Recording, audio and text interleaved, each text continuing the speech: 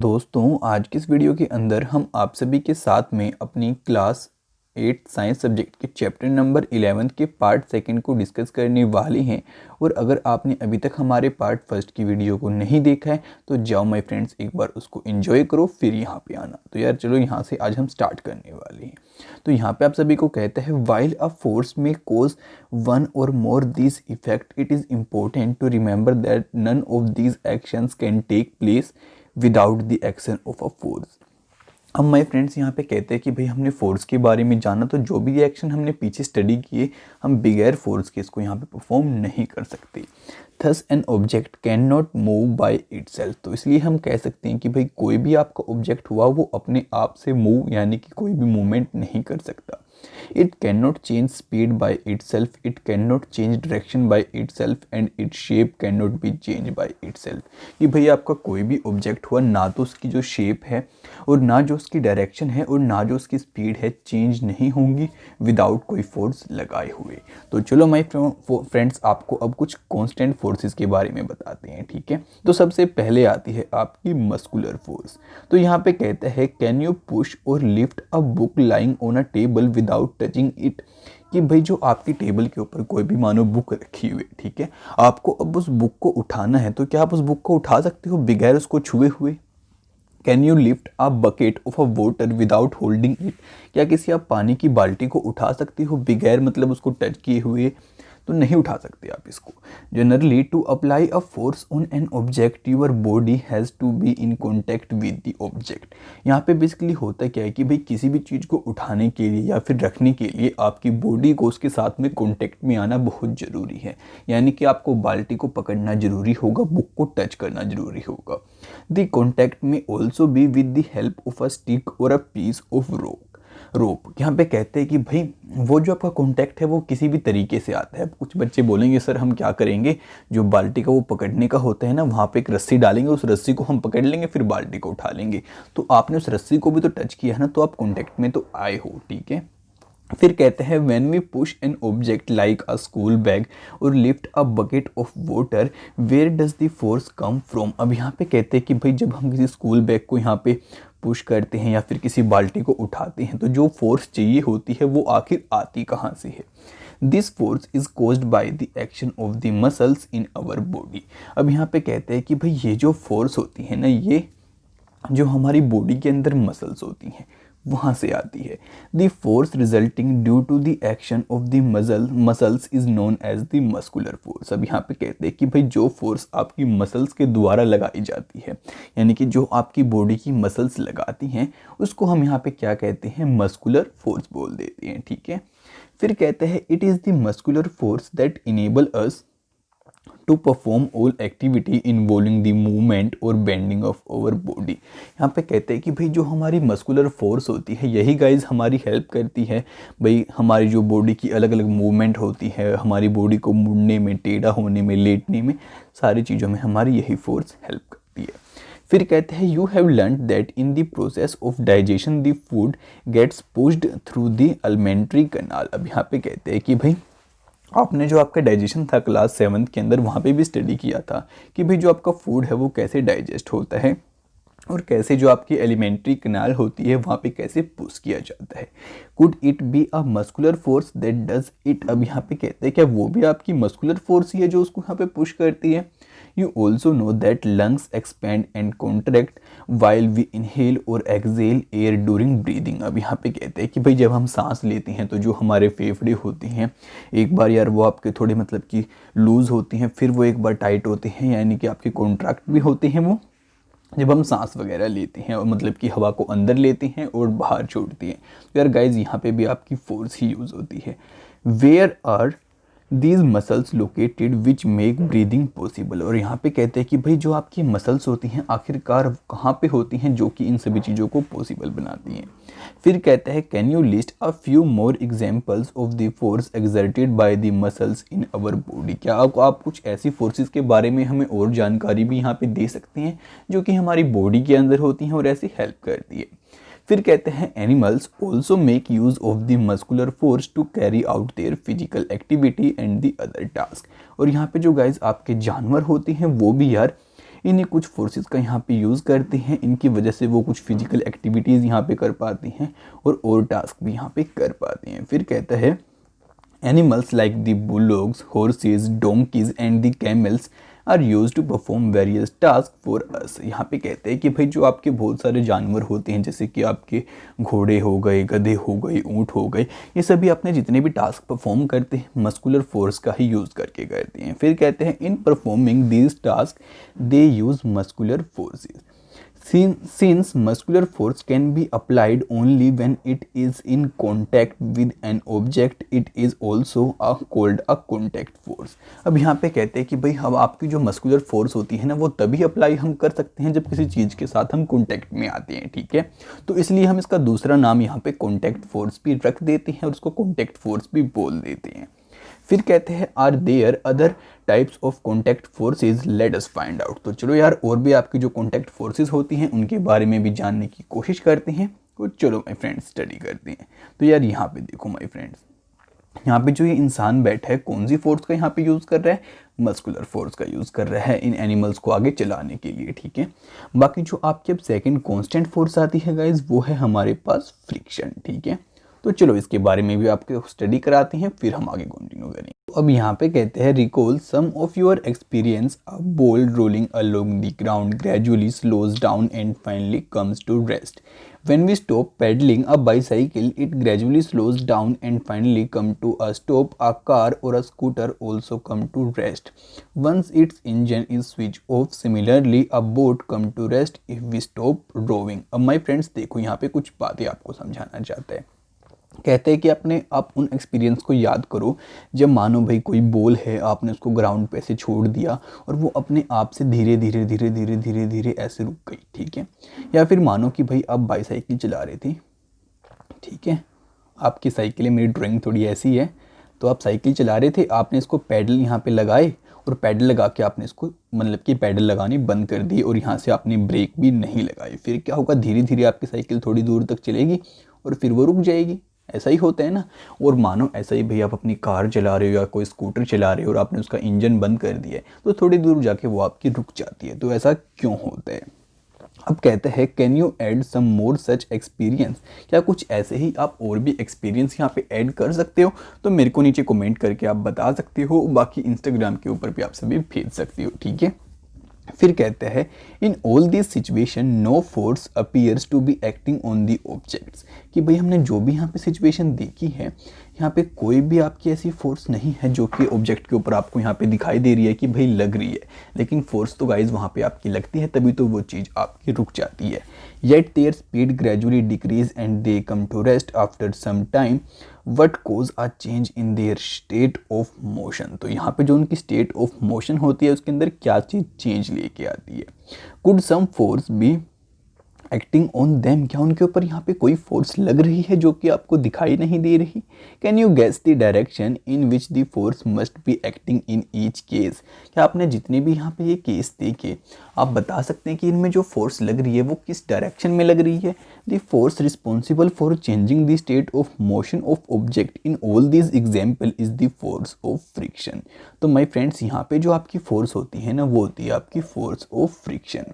It is the force of friction between the surface of the ball and the ground that bring the movement ball to rest. Similarly, friction between water and the boat bring it to a stop once you stop rowing.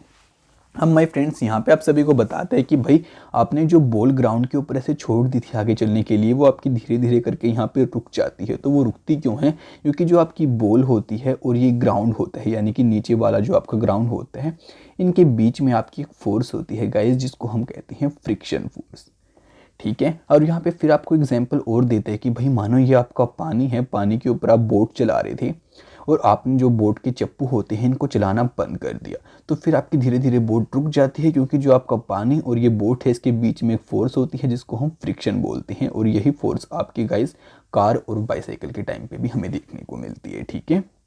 फिर कहते हैं the force of friction always act on all the moving objects and it direction is always opposite to the direction of motion. अब यहाँ पे कहते हैं कि भाई जितने भी आपके ऑब्जेक्ट ये मूव करते हैं उन सभी के ऊपर आपकी फ्रिक्शन फोर्स यहाँ पे लगती है और ये हरदम अपोजिट डायरेक्शन में लगती है। मानो आपकी जो कार है गाइज, आपकी ये कार है, ठीक है, ये इस डायरेक्शन में जा रही है, सॉरी बस बन चुकी है, आप मानो आपकी बस इस डायरेक्शन में जा रही है, तो जो फ्रिक्शन फोर्स होगी आपकी अपोजिट यानी कि इस डायरेक्शन में लगेगी। और कहाँ पे लगती है, जो आपकी बस के टायर होंगे और जो ग्राउंड होगा ना, जो ये बीच वाला एरिया होता है बिल्कुल यहाँ पे इन दोनों के सेंटर वाला ये वाला एरिया, यहाँ पे लगती है गाइज आपकी फ्रिक्शन फोर्स, ठीक है।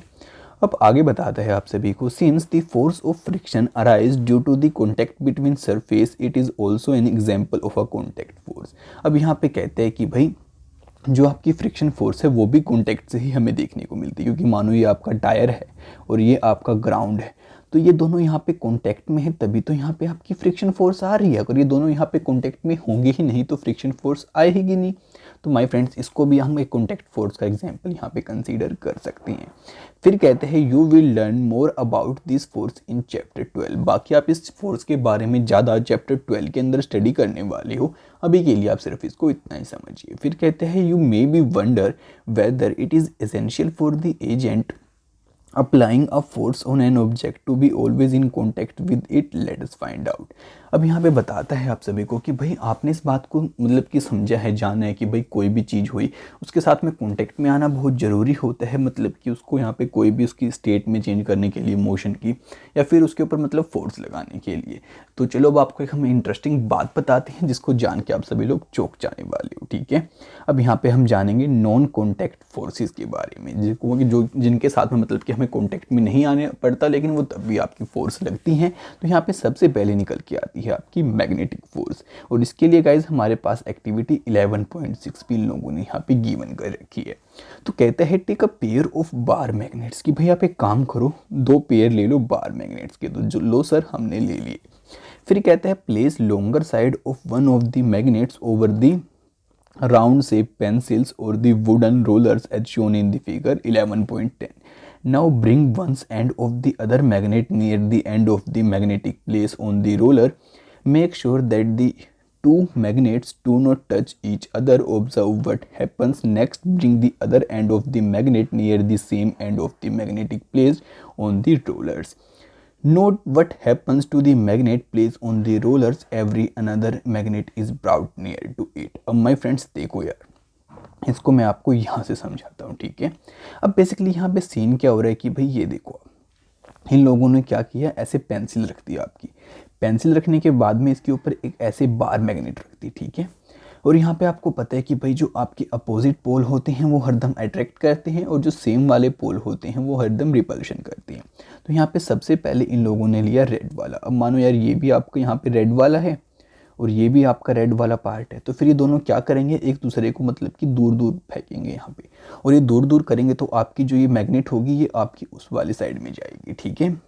लेकिन ये दोनों यहाँ पे कॉन्टैक्ट तो आई नहीं, इन दोनों के बीच में कोई कॉन्टैक्ट तो यहाँ पे था ही नहीं, ये तो आपकी नॉन कॉन्टैक्ट फोर्स हुई। तो यही कुछ आपको एग्जांपल यहाँ पे देखना चाहता है। और सेकंड वाले में क्या हो जाएगा, अब ये दोनों अपोजिट हैं तो एक दूसरे की तरफ में अट्रैक्ट करेंगे, बस यही कुछ बात आपको यहाँ पे समझाना चाहता है, ठीक है। अब यार चलो हम आगे स्टडी करते हैं। तो कहता है does the magnet on the rollers bring to move when the other magnet is brought near it? Does it always move in the direction on the approaching magnet? What do these observations suggest? Does it mean that the force must be acting between the two magnets? हम my friends आप सभी को यही कुछ बातें यहाँ पे पूछते हैं कि भाई आपने जो यहाँ पे देखा उससे आपने क्या बातें सीखी, क्या ये दोनों मैग्नेट हर बार एक दूसरे के पास आ रहे हैं या फिर दूर भी जा रहे हैं। उसके बाद कहते हैं कि भाई आपके जो ये मैग्नेट हैं आपको यहाँ से क्या कुछ बातें सीखने को मिलती है। बेसिकली गाइस कुछ ज़्यादा यहाँ पे सीखने को नहीं कह रहे, बस कह रहे हैं कि इस एक्टिविटी को ध्यान से समझ लो और जो कुछ यहाँ पे आपको ऑब्जर्वेशन मिली उस इन क्वेश्चन के यहाँ पे आंसर कर दो, ठीक है।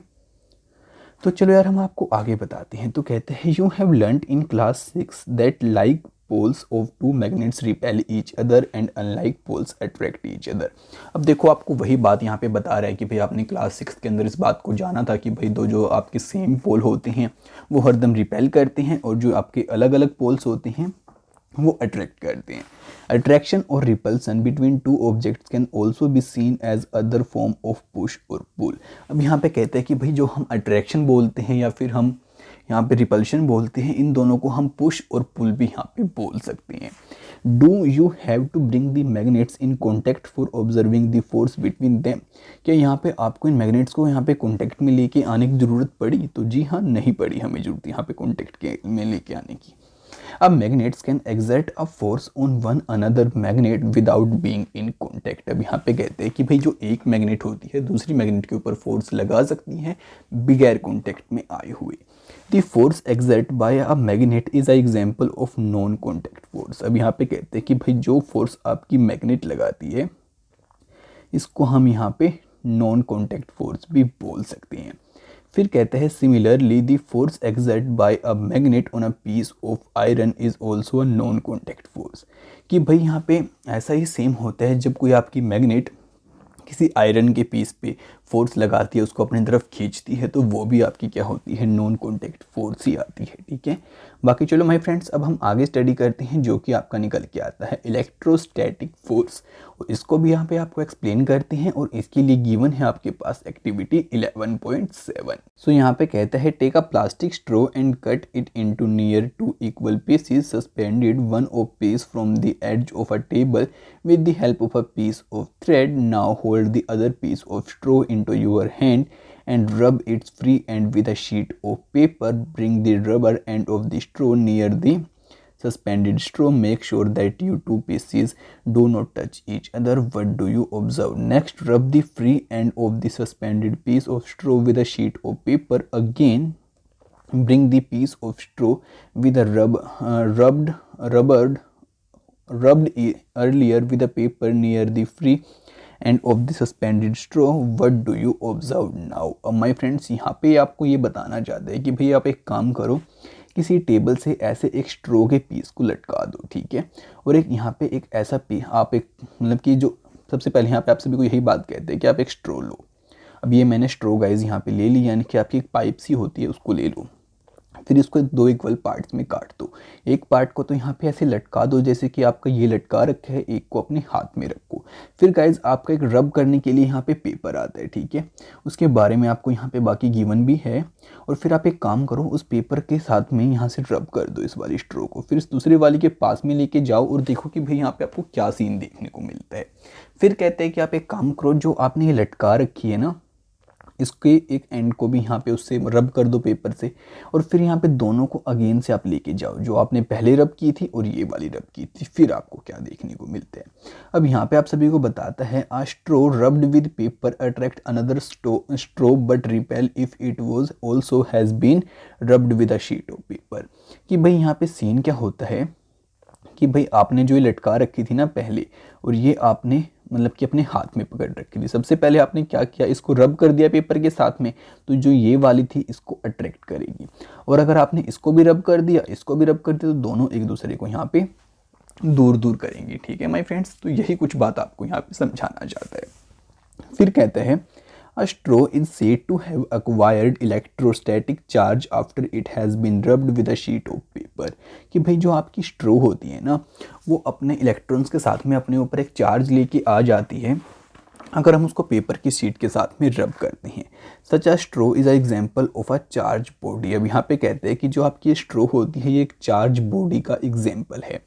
The force exerted by a charged body on another charged or uncharged body is known as the electrostatic force। अब माय फ्रेंड्स यहाँ पे कहते हैं कि जो आपकी इस टाइप की फोर्स होती है ना जो कि एक अनचार्ज बॉडी के ऊपर या फिर चार्ज बॉडी के ऊपर लगाती है, इस टाइप की फोर्स को हम यहाँ पे इलेक्ट्रोस्टैटिक फोर्स बोलते हैं। फिर कहते हैं this force comes into play even when the bodies are not in contact। और यहाँ पे कहते हैं कि ये फोर्स आपकी तभी भी होती है अगर बॉडीज कॉन्टैक्ट के अंदर नहीं है तब भी। The electrostatic force therefore is another example of a non contact force। you will learn more about electronic charge in chapter 15। अब यहाँ पे कहते हैं कि भाई इसलिए हम इसको भी यहाँ पे नॉन कॉन्टैक्ट फोर्स का एग्जाम्पल ले सकते हैं। बाकी आप इसके बारे में ज़्यादा अपने चैप्टर 15 के अंदर जानने वाले हो तो अभी के लिए आप सिर्फ इसको इतना ही समझिए। ठीक है, बाकी चलो माय फ्रेंड्स अब हमारा नेक्स्ट टॉपिक निकल के आता है ग्रेविटेशनल फोर्स। तो चलो आपको इसको भी समझाते हैं। तो यहाँ पे कहते हैं you know that a coin or a pen fall to a ground when it split off your hand। leaves and fruits also fall to the ground when they get detached from the plant। have you ever wondered why it is so। कि भाई आपने देखा है कि अगर आपके हाथ से कोई पेन गिर जाता है या फिर पेड़ से कोई फल टूट जाता है तो वो सारी चीज़ें आपकी नीचे गिरती हैं ज़मीन की तरफ में। ऐसा क्यों होता है? क्या कभी आपने इसके बारे में ऐसा कुछ सोचा है? तो चलो यार आपको इसको भी यहाँ पे डिस्क्राइब कर दो। अब कहता है when the coin is held in your hand it is at rest, कि भाई जब कोई सिक्का आपके हाथ में रहता है तभी भी वो आपका रेस्ट पे रहता है। As soon as it is released it bring to move downward, it is clear that the state of motion of the coin undergo a change. अब माय फ्रेंड्स यहाँ पे आप सभी को बताते हैं कि भाई जैसे ही वो सिक्का फिर आपके हाथ से छूट जाता है तो वो सिक्का आपका नीचे की तरफ आगे बढ़ता है, ठीक है। तो इसमें आपकी क्या हुई, स्टेट के अंदर चेंज हुआ। Can this happen without a force acting on it which is this force. अब यहाँ पे कहते हैं कि भाई क्या ऐसा हो सकता है, आपने भी पीछे स्टडी किया है कि भाई बगैर फोर्स के ऐसा नहीं हो सकता, या तो उसके ऊपर पुश लगेगा या फिर पुल लगेगा।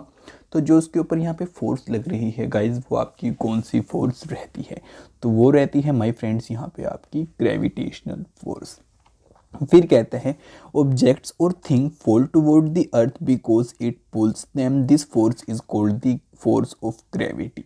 कि भाई कोई भी चीज़ हुई जिसको हम अपने हाथ से फेंक देते हैं या फिर हम चलते भी हैं तो भाई जो हमारे पैर हैं वो भी ज़मीन की तरफ ही जाते हैं। वो सब इसलिए होता है क्योंकि जो भाई हमारी अर्थ होती है हमें अपनी तरफ पुल करती है, यानी कि खींचती है हमारी जो अर्थ की सरफेस होती है, और उसके अंदर आपकी कौन सी फोर्स होती है, फोर्स ऑफ ग्रेविटी। और जस्ट उसको हम ग्रेविटी भी यहाँ पे बोल देते हैं। This is an attractive force, और इसको गाइज हम अट्रैक्टिव फोर्स भी बोलते हैं।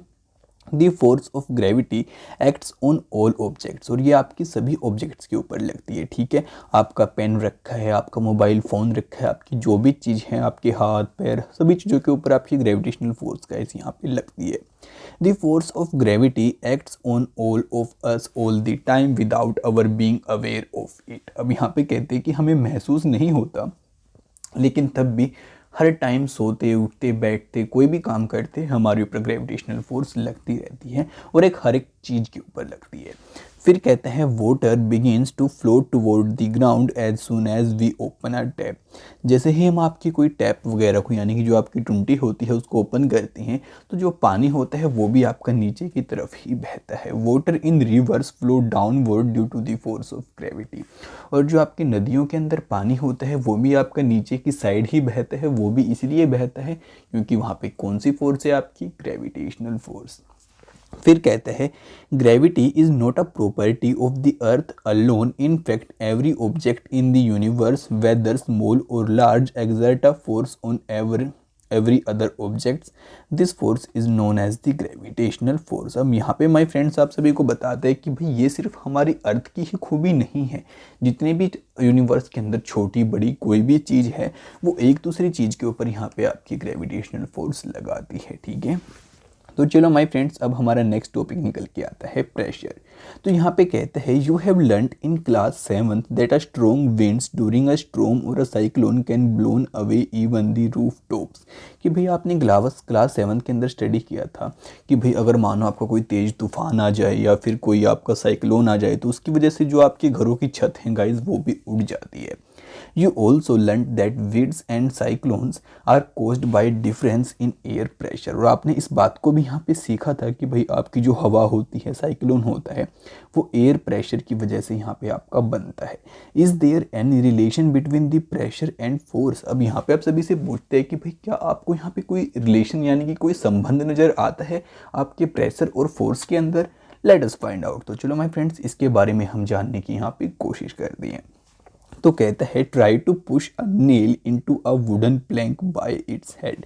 कि भाई आप एक काम करो, कोई भी यहाँ पे कील लो, ठीक है, और कील लेने के बाद उसको आप किसी एक लकड़ी के गट्ठे के अंदर ठूसने की कोशिश करो उसके हेड की साइड से। Did you succeed? Try now to push the nail by point end. अब यहाँ पे कहते हैं कि भाई बेसिकली मैं आपको बना के बताता हूँ। अब मानो आपका कोई लकड़ी का ये गट्ठा है, ठीक है। यहाँ पे कहते हैं कि भाई जो आपकी सुई होती है यानी कील होती है वो कुछ ऐसी होती है, तो आप इसका जिस साइड से ये ऐसी चपटी होती है ना उस साइड से इसको अंदर घुसाने की कोशिश करो तो नहीं घुस पाएगी। और अगर आप इसको यहाँ से जिस साइड से नुकीली यानी कि पैनी होती है उस साइड से घुसाने की कोशिश करोगे तो बहुत जल्दी घुस जाएगी।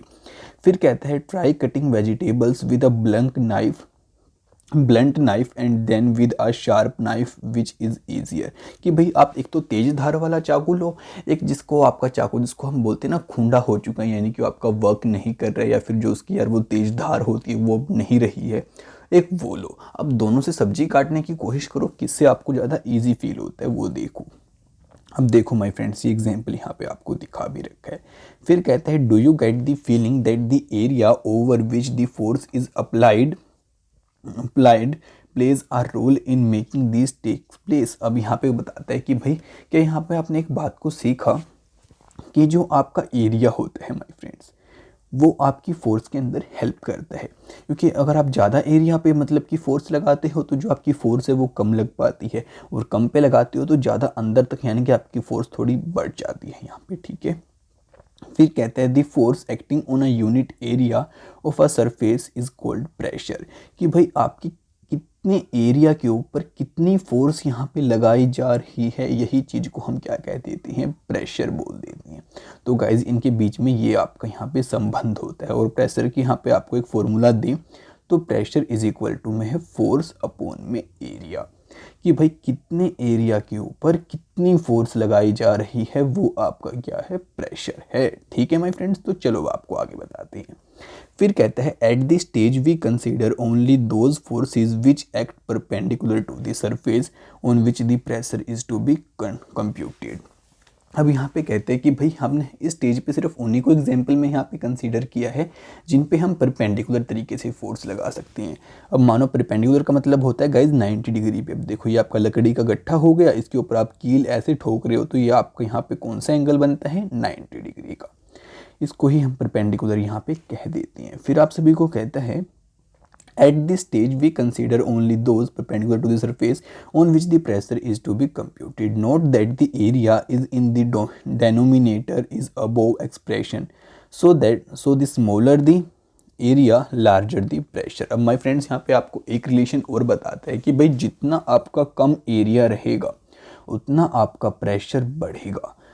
उसके बाद माय फ्रेंड्स फिर कहते हैं कि भाई जितना ज़्यादा आपका एरिया रहेगा उतना जो आपका प्रेशर है गाइज वो घटेगा। यानी कि ये दोनों इन्वर्सली प्रोपोर्शन है, आपका प्रेशर इनटू में एरिया इन्वर्सली प्रोपोर्शन। यानी कि आपका ये बढ़ेगा तो ये घटेगा और ये बढ़ेगा तो आपका ये घटेगा, ठीक है माय फ्रेंड्स। तो चलो आपको आगे बताते हैं।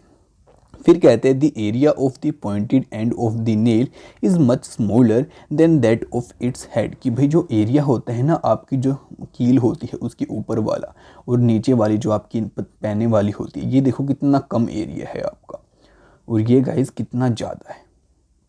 तो इसके बेस पे हम यहाँ पे कह सकते हैं कि भाई प्रेशर किस साइड से ज़्यादा लगेगा, आपका इस साइड से प्रेशर ज़्यादा लगेगा।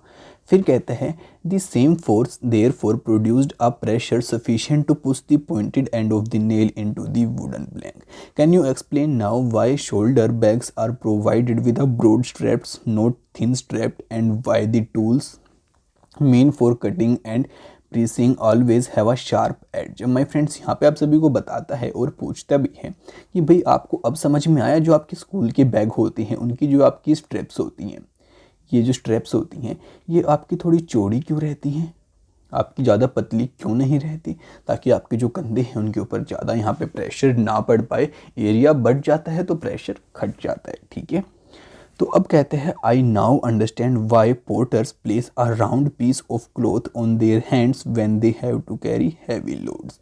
और अब यहाँ पे आपको ये भी बात समझ में आई होगी कि भाई जो कोई इंसान आपका मानो यहाँ पे अपने सर के ऊपर बहुत ज़्यादा बोझ उठाता है तो वो अपने ऊपर यहाँ पे कपड़ा क्यों रखता है, कपड़े के ऊपर ही आपका जो टोकरी वगैरह होती है उसके अंदर सारे लोड को उठाता है। क्योंकि जो आपका ये कपड़ा क्या करता है गाइज, यहाँ पे एरिया बढ़ा देता है तो आपका जो प्रेशर है वो घट जाता है।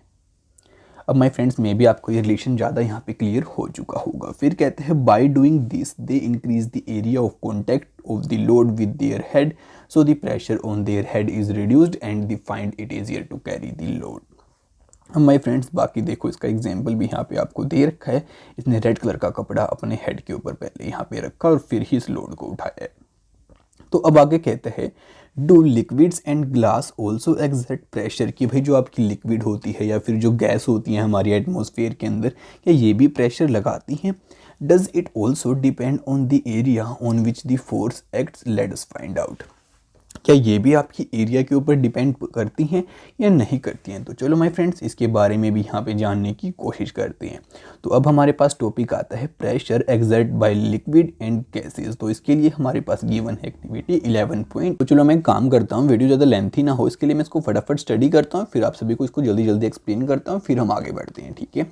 तो यहाँ पे कहता है take a transparent glass tube और a plastic pipe, the length of the pipe through tube should be about 25 centimeter. Its diameter should be 5 to 7.5 centimeter. Also take a piece of thin sheet of a good quality rubber, say a rubber balloon, stretch the rubber sheet tightly over one up and the pipe and end of the pipe. Hold the pipe at the middle, keeping it in a vertical position. Ask one of your friend to pour some water in the pipe. Does the rubber sheet bulge out? Note also the height of the water column in the pipe. Pouring some more water, observe again the bulge in the rubber sheet and the height of the water column in the pipe. Repeat this process with a few more times. Can you see any relation between the amount of bulge in the rubber sheet and the height of the water column in the pipe? अब my friends चलो यार इसकी help से मैं आपको यहाँ पे बताता हूँ इस वाली एक्टिविटी को, ठीक है। तो यहाँ पे बेसिकली आप सभी को कहना चाहते हैं कि भाई आप एक काम करो, ऐसी एक पाइप लो जो कि आपकी 25 सेंटीमीटर के आसपास होनी चाहिए और फिर साथ में उसका डायमीटर है वो आपका 5 से यहाँ पे 7.5 सेंटीमीटर के अराउंड रहना चाहिए। फिर कहते हैं कि आप नीचे यहाँ पे गुब्बारा या फिर कोई बलून बांध दो और उसको यहाँ पे ऐसे टाइटली बांध दो, ठीक है, ताकि भाई आपका ये मतलब कि खुल के ना भागे। और जो आपकी पाइप आप लो गाइस वो दोनों साइड से यहाँ पे ओपन होनी चाहिए, यानी कि ऐसे ओपन होनी चाहिए, समझ के बात को। फिर आपको क्या करना है, थोड़ा सा इसके अंदर यहाँ पे पानी डालना है। अपने फ्रेंड को बोल दो डालने के लिए, पहले वो इतना डाले।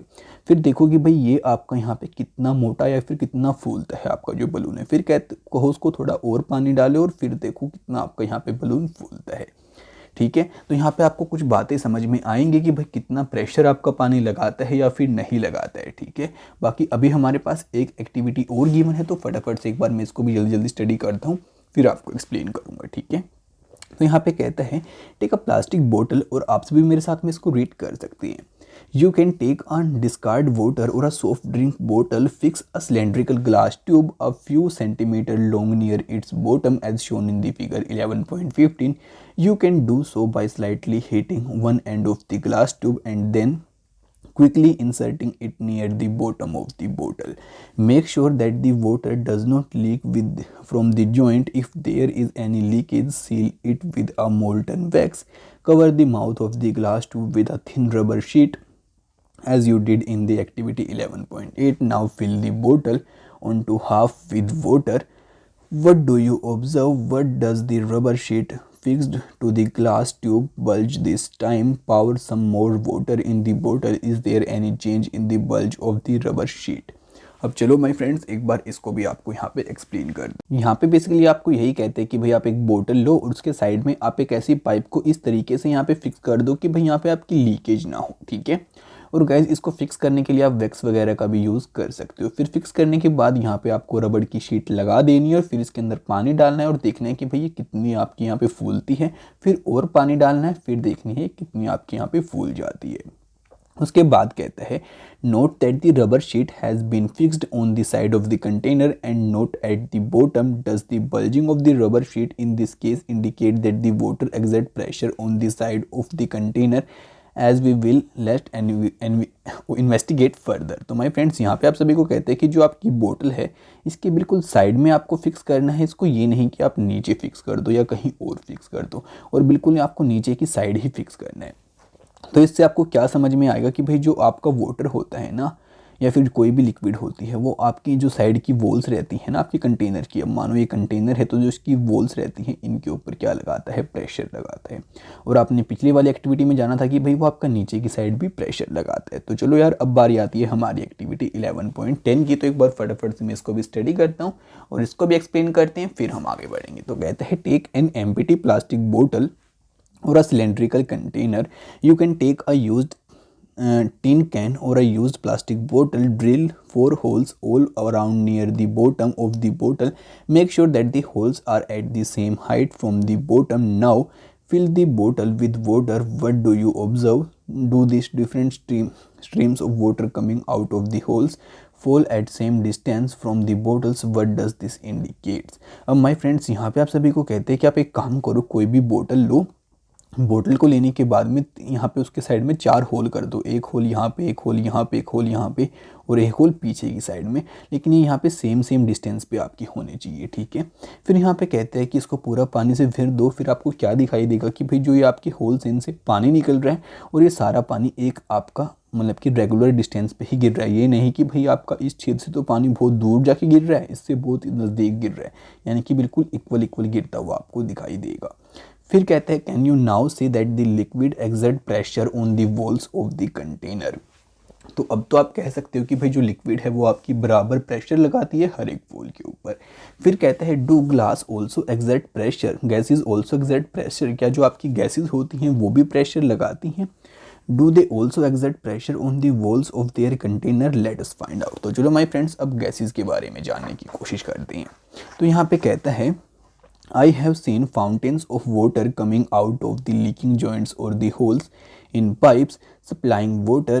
Is it not due to the pressure exerted by water on the walls of the pipes? अब यहाँ पे कहते हैं कि भाई मैंने लीकेज होता हुआ पानी को देखा है। क्या ये सब इसलिए होता है क्योंकि जो आपका वाटर होता है या फिर कोई भी लिक्विड होती है वो प्रेशर लगाती है? तो जी हाँ, इसलिए ही होता है। फिर कहते हैं when you inflated a balloon, why do you have to close its mouth? What happens when you open the mouth of an inflated balloon? अब यहाँ पे कहते हैं कि भाई अगर आप किसी भी गुब्बारे को फुलाते हो तो आपको उसके अंदर जब हवा डाल देते हो तो हवा डालने के बाद जो उसका माउथ होता है, यानी कि जो आपके गुब्बारे का ये वाला माउथ होता है, इसको टाइटली क्यों बांधना पड़ता है? क्यों आप इसको ऐसे खुला नहीं छोड़ सकते? क्योंकि आपको पता है कि जो सारी एयर है वो बाहर निकल जाएगी, ठीक है। फिर कहते हैं suppose you have a balloon which has holes, would you be able to inflate it. अब यहाँ पे कहते हैं कि भाई मानो आपके पास ऐसा गुब्बारा है जिसके अंदर पहले से छेद हो रखा है, तो क्या आप उसको फुला पाओगे? तो जी नहीं फुला पाएंगे। फिर कहते हैं if not why can we say that air exert pressure in all direction. तो क्या हम यहाँ से कह सकते हैं कि जो आपकी हवा है वो हर एक डायरेक्शन के अंदर प्रेशर लगाती है? फिर कहते हैं do you recall what happens to the air in the bicycle tube when it has puncture. और जब आपका कोई बाईसाइकिल होता है उसके टायर में पंचर हो जाता है तो फिर उसके साथ में क्या होता है, कि आपको इसके बारे में कुछ आइडिया है? फिर कहते हैं do these observation suggest that air exert pressure on the inner walls of the inflated balloon और अ ट्यूब। फिर कहते हैं कि भाई इन सभी ऑब्जर्वेशन से क्या हम कह सकते हैं कि भाई जो आपकी हवा है वो प्रेशर लगाती है आपकी जो वॉल्स होती हैं वहाँ पे सारी सभी के ऊपर। So we find that gases too exert pressure on the walls of their container. तो यहाँ से हम कह सकते हैं कि जो आपकी गैसेज होती हैं वो भी प्रेशर लगाती हैं। तो चलो माय फ्रेंड्स बाकी आगे आपको अब हम बताते हैं एटमॉस्फेरिक प्रेशर के बारे में, जो कि आपका टॉपिक रहने वाला है 11 पॉइंट। कहता है you know that there is air all around us, कि भाई हम सभी जानते हैं कि हमारे आसपास हवा है। This envelope of air is known as the atmospheric pressure. और गाइज जो हमारे आसपास हवा है ये मतलब कि आपके जो पूरे हवा का लिफाफा हम इसको कह दें तो यही आपका गाइज एटमॉस्फेरिक प्रेशर रहता है। कहता है the atmospheric air extend up to a many kilometre above the surface of the earth, कि भाई जो आपकी अर्थ की सरफेस है इससे बहुत सारे किलोमीटर ऊपर तक आपका एटमॉस्फेयर गाइज फैला हुआ है, तो वहीं से आपका एटमॉस्फेरिक प्रेशर भी उसके साथ में फैला हुआ है। फिर कहता है we know that pressure is force per unit area, कि हम सब इस बात को जानते हैं कि जो आपका प्रेशर होता है वो क्या होती है, फोर्स होती है कितने एरिया के ऊपर लग रही है। फिर कहता है if we imagine a unit area and a very long cylindrical standing on it filled with air, when the force of gravity on the earth in this cylindrical is the atmospheric pressure। अब my friends यहाँ पे देखो आप सभी को बहुत अच्छी बात बताना चाहता है और कहते हैं कि भाई हम मानो एक सिलेंड्रिकल स्टैंड कोई ट्यूब मान लेते हैं या फिर कोई ऐसा एरिया मान लेते हैं जो कि आपका हवा से फिल हो रखा है। अब आपको पता है कि जो नीचे आपकी ग्रेविटी होती है वो उसको अपनी तरफ खींचती है, तो वही गाइज आपकी एटमॉस्फेरिक प्रेशर की तरह काम करता है, जो कि आपको मैं यहाँ पे दिखा भी देता हूँ। देखो कुछ इस तरीके से। अब ये हो गया आपका यूनिट एरिया और यहाँ पे है आपकी हवा, ठीक है। तो चलो अब आपको आगे बताते हैं। यहाँ पे कहते हैं बट हाउ लार्ज और small is the atmospheric pressure, कि भाई आखिर कितना हो सकता है आपका एटमॉस्फेरिक प्रेशर, कितना बड़ा हो सकता है, कितना छोटा हो सकता है। Let us get an idea about this magnitude. तो चलो उसके मैग्नीट्यूड के बारे में यहाँ पे आइडिया लेने की कोशिश करते हैं। तो गाइज इसके लिए हमारे पास गिवन है एक्टिविटी 11.11। तो यहाँ पे कहते हैं take a good quality rubber sucker, if looks like a small rubber cup, press it hard on a smooth plain surface. Does it stick to the surface? Now try to pull it off the surface. Can you do it? तो चलो my friends, अब यहाँ पे आप सभी को बताते हैं। यहाँ पे कहते हैं कि आप एक काम करो, कुछ ऐसा प्लेट वगैरह लो, उसको ज़मीन के ऊपर रखो और ऐसे दबाओ। उसको दबाने के बाद फिर क्या आपको यहाँ पे दिखाई देता है, क्या वो आप एकदम से ऊपर आता है या फिर क्या आपका सीन यहाँ पे होता है। बाकी आप कुछ ऐसा भी ले सकते हो, फिर आपको यहाँ पे क्या चीज़ फील होती है, ठीक है, एक बार उसको नोटिस करो। उसके बाद कहता है when you press the sucker most of the air between its cup and the surface escape out, कि भाई जैसे ही आप इसको ऐसे रख के प्रेस करोगे नीचे तो ये आपका नीचे लग जाएगा और जो इन दोनों के बीच में यहाँ पे एयर थी वो आपकी बाहर निकल जाएगी मोस्टली। फिर कहते हैं and the surface escape out the sucker sticks to the surface because the pressure of the atmosphere acts on it. और यहाँ पे कहते हैं कि फिर जो आपका ये सकर होता है काफ़ी टाइम तक आपका ऐसे ही यहाँ पे चिपका रहेगा। क्यों चिपका रहेगा? क्योंकि इसके ऊपर आपका यहाँ पे एटमॉस्फेरिक प्रेशर लग रहा है। फिर कहते हैं to pull the sucker off the surface the applied force should be large enough to overcome the atmospheric pressure. अब यहाँ पे कह रहे हैं कि भाई हमें सरफेस से इसको हटाने के लिए वापस इसके ऊपर इतनी फोर्स लगानी पड़ेगी जो कि आपकी एटमॉस्फेरिक प्रेशर से ज़्यादा हो। This activity might give you an idea about the magnitude of atmospheric pressure. तो ये एक्टिविटी आपको एक आइडिया दे देगी कि भाई जो आपका एटमॉस्फेरिक प्रेशर होता है वो कितना होता है। फिर कहते हैं in fact it would not be possible for any human being to pull the sucker off the surface if there were no air in all between the sucker and the surface. अब यहाँ पे कहते हैं कि भाई अगर इनके बीच में यहाँ पे कोई छोटी सी भी एयर नहीं होगी ना तो एक ह्यूमन बीइंग इनको खींच भी नहीं सकता, यानी कि एक इंसान खींच नहीं सकता अगर यहाँ पे थोड़ी सी भी एयर नहीं है, यानी कि गाइस यहाँ पे थोड़ी बहुत एयर आपकी बच जाती है। फिर कहता है does it give you an idea how large the atmospheric pressure is. क्या ये आपको एक आइडिया आप दे पा रहे हैं कि भाई आपका एटमॉस्फेरिक प्रेशर किस हद तक और कितना हो सकता है। फिर कहते हैं if the area of my head were the 15 centimetre into 15 centimetre how much force will exert on my head, कि भाई अगर मानो मेरे जो हेड का एरिया है वो 15 इंटू 15 है तो उसके ऊपर कितनी फोर्स यहाँ पे लग रही होगी। The force due to air in a column of the height of a atmosphere and the area 15 into 15 is nearly equal to the force of gravity on an object of mass 2 to 5 kg। उसके बाद guys यहाँ पे बताता है कि भाई अगर आपका इतना कुछ यहाँ पे मास है और इतना कुछ यहाँ पे एरिया है तो जो आपके ऊपर फोर्स लगेगी वो गाइस इतनी लगेगी यहाँ पे। This reason we are not crushed under this force of gravity is that the pressure inside our body is also equal to the atmospheric pressure and balance the pressure from outside. अब यहाँ पे बताते हैं कि भाई जो हमारी body होती है ना उसके अंदर भी तो ब्लड प्रेशर होता है और उसका बॉडी का प्रेशर होता है और बाहर का आपका एटमॉस्फेरिक प्रेशर होता है। तो होता क्या है गाइज, मैंने आपको ये बात पहले भी बताई थी कि भाई एक टेबल है, ठीक है, इसको आपका फ्रेंड इधर से पुश कर रहा है और आप इधर से पुश कर रहे हो और दोनों तरफ आपको क्या है इक्वल फोर्स है। तो ये चीज़ आपकी ना तो उधर जाएगी ना उधर जाएगी, आई मीन बैलेंस हो जाएगी, ठीक है। आपका नेट क्या होगा, नेट फोर्स 0 होगी। तो कुछ ऐसा ही हमारी बॉडी के साथ में होता है। अब मानो ये जो सर्कल है हमारी बॉडी है, अंदर से भी इतनी फोर्स लग रही है और बाहर से एटमॉस्फेरिक प्रेशर की भी इतनी फोर्स लग रही है, तो हमारी बॉडी उसको क्या कर देती है, बैलेंस आउट कर देती है। तो जो नेट फोर्स होती है आपकी वो क्या हो जाती है गाइज, यहाँ पे 0 हो जाती है, ठीक है। तो चलो गाइज अब आपको आगे बताते हैं। तो चलो माय फ्रेंड्स अब आपको एक डिड यू नो के अंदर एक फैक्ट और बताते हैं। तो यहाँ पे कहता है Otto von Guericke, a German scientist of the 17th century, invented a pump to extract air out of the vessel. कि भाई एक आपका ये साइंटिस्ट था, इसका नाम गाइज अजीब सा है तो आप सभी खुद से स्टडी कर लेना। यहाँ पे कहते हैं कि जर्मन साइंटिस्ट था, इसने 17th सेंचुरी के अंदर क्या किया कि भाई आपका एक ऐसा पंप बना दिया जो पंप क्या कर देते हैं किसी भी चीज़ के अंदर से, मानो कोई आपका गिलास है या फिर कोई बोतल है, तो उसके अंदर से क्या करेगा वो सारी हवा को खींच के बाहर निकाल देगा, यानी कि कोई भी हवा अंदर नहीं छोड़ेगा। फिर कहते हैं with the help of this pump he demonstrate dramatically the force of the air pressure. और यार गाइज इसी की हेल्प से वो यहाँ पे किसको दर्शा पाया, आपकी जो एयर प्रेशर की कितनी फोर्स होती है उसको दिखा पाया।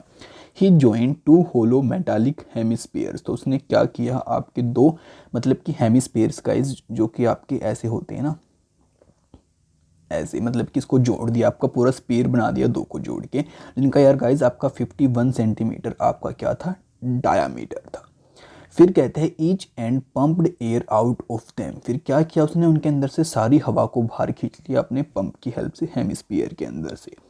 फिर कहता है then he employed 8 horses on each hemisphere to pull them apart, so great is the force of air pressure that the hemisphere could not be pulled apart. अब बेसिकली यहाँ पे आप सभी को बताता है कि फिर उसने क्या किया, इन दोनों हेमिस्फीयर को जोड़ के इनके अंदर से सारी हवा को बाहर निकाल लिया पंप की हेल्प से। और फिर उसने क्या किया यहाँ पे, मतलब कि रस्से ऐसे बांध के आधे इन हॉर्सेस को बांध दिए और आधे इन हॉर्सेस को बांध दिए, और फिर कहा कि भाई आप इसको ऐसे खींचो, आप इसको ऐसे खींचो।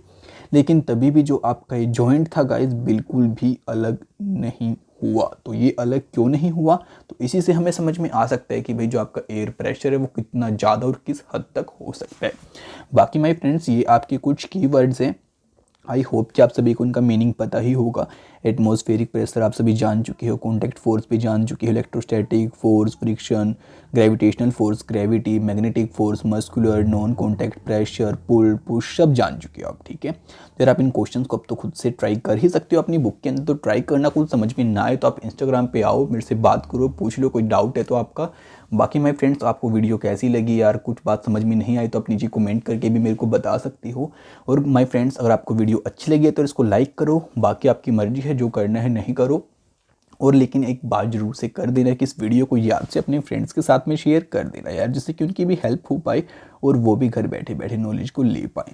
बाकी यार हमारा चैप्टर तो गाइज यहाँ पे एंड हो जाता है। अब नेक्स्ट चैप्टर की वीडियो अगर आप सबसे पहले देखना चाहते हैं तो हमारे चैनल को सब्सक्राइब कर लीजिए, साथ में बेल नोटिफिकेशन को ऑल पे सेट कर लीजिए, ठीक है। तो आपसे मिलते हैं अगली वीडियो में जल्द ही, तब तक के लिए दोस्तों बाय।